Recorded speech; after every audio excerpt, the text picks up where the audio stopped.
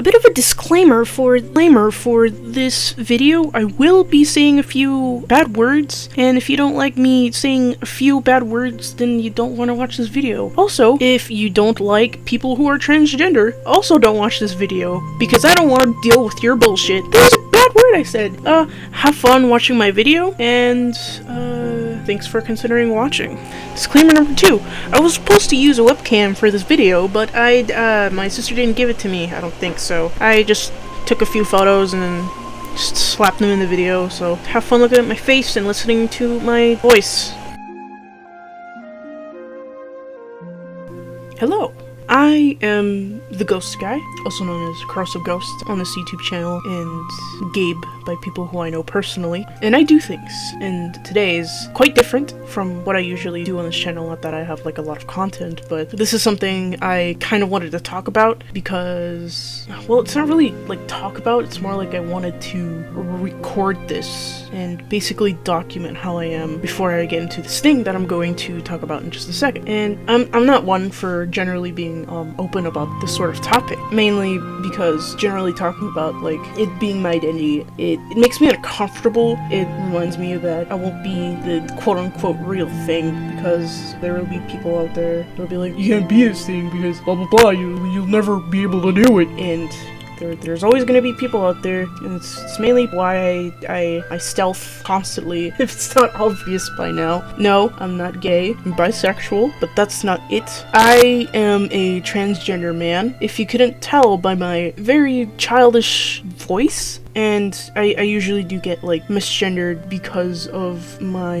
more higher pitched voice and the fact that I don't sound like a man, even though I'm a 17-year-old little motherfucker. But that's beside the point. What I'm trying to do right now is basically not really do a journal or diary. I'm just documenting what my journey so far is like being a transgender man. And by the time recording this, not on hormone replacement therapy quite yet. It's something I wanted to do because 10 years from now or less than that or more than that, I want to look back and be like, man, I wonder how I sounded. I wonder how I looked, how I was before I became who I really am. And this is what this video is for, and most likely other ones in the future, because after I get my note of approval for getting on hormone replacement therapy, I will probably be doing the kind of like stereotypical transgender things where you make a video every week or every month documenting what your progress is with hormone replacement therapy. And that's kind of what I want to do, because I again want to see how far I come before I am like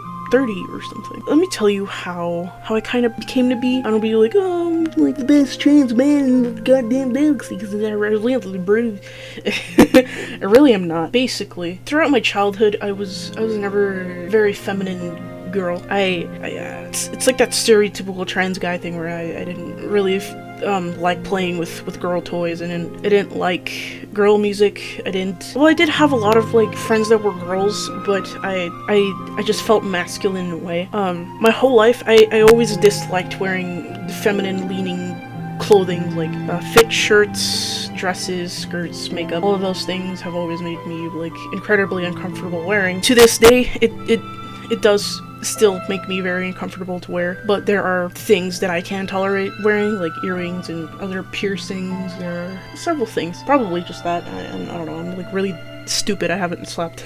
But my point is, I never really felt connected to the whole like female trait or things that females would usually like get into. And I did have a My Little Pony phase, but like it was like half male, half female, so really it didn't really impact my femininity or masculinity at all. Even then, things like gender expression, well, just gender expression and masculinity and femininity are social constructs, as much as that sounds like an SJW saying. It's pretty much true. But even then, I still do have a bit of toxic masculinity now as a trans man, alongside with my gender dysphoria. But that's very much, not really, but that's kind of off topic in a way. Back to my little story. In middle school, I realized that my entire life I've been having just general attraction to women and not really men, other than like liking to dress up like them and doing cross-dressing, and I did have long hair. It was really nice, but it was also really annoying, and it was pretty hair, but you know, this continues on in a second. In middle school, I was like, oh, I'm a lesbian, you know? And I considered myself a butch lesbian. I didn't like wearing feminine things, like I said before. And then, I believe, or just the entirety of freshman year, I identified as non-binary because at that time I was a radical feminist and sexist, and I did not want to associate myself with the male gender at all. And I was like, I don't feel particularly female, but I don't like men, so that's where I identified as non-binary. But like only a few people, not really a few people, but like just like two, just my now best friend Mars.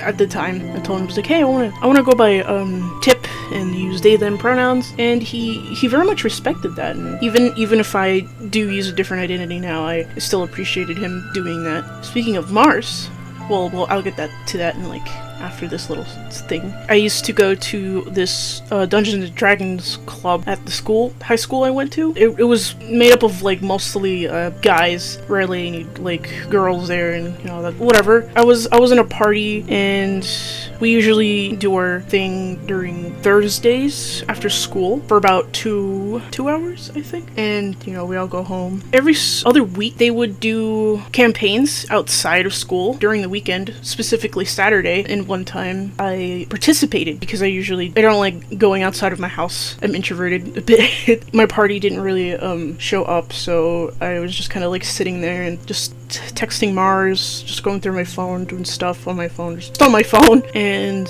you know, while I was sitting there, you know, people were talking, people were doing their campaigns. I was sitting there taking a shit and I heard someone yell out, Gabe. I'll show a screenshot right here. I felt really connected to the name immediately for some reason. And you know, I texted Mars like after this text because he didn't send me the thing I specifically needed, where I asked him, I was like, hey, could you blah blah blah. Anywho, I texted him, I was like, hey, I feel weirdly connected to the name Gabe or Gabriel, and I kinda wanna like go by Gabe and use male pronouns. The great best friend that motherfucker is, he did that like right off the bat. He was like yeah, sure, Gabe. And it was a really nice euphoria moment. Probably if it wasn't for him, I wouldn't be more happier with myself, with my gender identity, and I have to thank him for that. After that, I became Gabe on, I believe, March 10th, 2018. That's my transgender birthday, so that's very nice. After that, I did eventually come out to my mom. It was very emotional, but at the end of the day, she really did accept me, and she started calling me by Gabby, and I mean, close enough, I guess.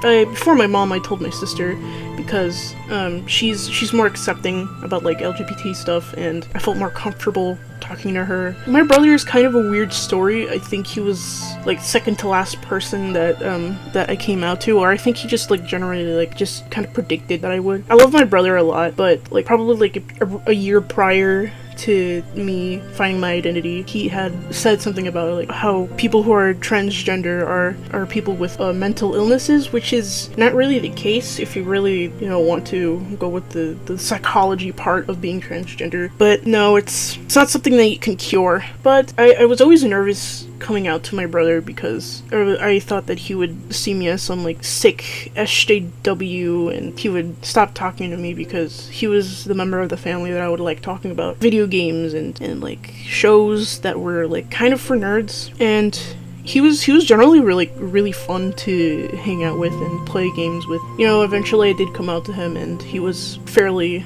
accepting, and he does call me Gabe and his brother and male pronouns, and it's something I really appreciate him doing for me. You know, I don't really tell him thank you enough for that, and I'm just a little too nervous to tell him. Anywho, so my pre-hormone replacement therapy experience so far is that generally growing up, I did consume a lot of foods and like just general stuff that had a lot of, not really natural, but just testosterone that isn't hormone replacement therapy. And it did cause me to stop bleeding. It did cause my voice to be a little deeper than usual. It does make me have a little bit of hair in a lot of places, which I'm very glad for, because during HRT I really want to grow more hair. It's a really weird change in my life. Being transgender is not about hating yourself, it's about wanting to love yourself. And I think that's like a really beautiful thing about being transgender. Of course, it's not really a choice. I didn't choose to feel this way. I didn't really choose the name Gabe. I just heard it and I felt immediate connection.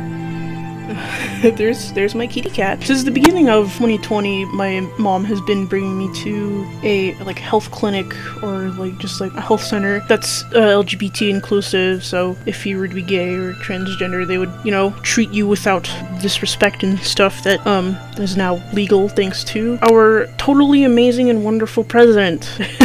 And because I can't get hormone replacement therapy like right off the bat, I had to get some therapy at the center to see if I'm like properly prepared, educated, if I have the healthy coping mechanisms and like all the those sorts of stuff. And the last time I talked to the therapist for my HRT, we did a HRT assessment where she kind of like tested me to see if I'm like capable of getting on hormone replacement therapy. And because my mom wasn't available, I have to get her to talk to her the next time. But that time was today, and they ended up never calling me to really make it final, so I'm still waiting. But I know that I'm going to get on testosterone, and I know it's going to be within like a month or so, and I'm very excited for that. And that's been my journey so far. If you stayed this long in the video, thank you for listening to my babbling and idiocy, and I hope you learned something about me, or you learned something, not that this video was educating at all, but yeah, goodbye. P.S. Enjoy the rest of the video of me drawing, and the final product at the end.